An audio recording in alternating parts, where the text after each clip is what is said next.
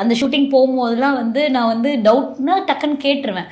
Sir இந்த மாதிரி இந்த ரோலு இந்த கேரக்டர் இப்படி பேசணுமா சார், இப்படி பேசணுமா சார்?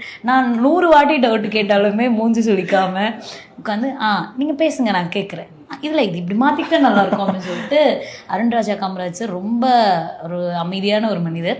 அவர் எத்தனை வாட்டி நம்ம டவுட் கேட்டாலும் அதை சொல்லி இந்த மூடு இப்படி தான் வரணும், இதுக்கு இப்படி தான் பேசணும், இந்த இடத்துல இது ஸ்டாப் இருக்கணும், ஒன்னொன்னும் அவரு கொடுத்த இன்ஸ்ட்ரக்ஷன் ஃபாலோ பண்ணாலே அந்த கேரக்டர் நல்லா வந்துடும்.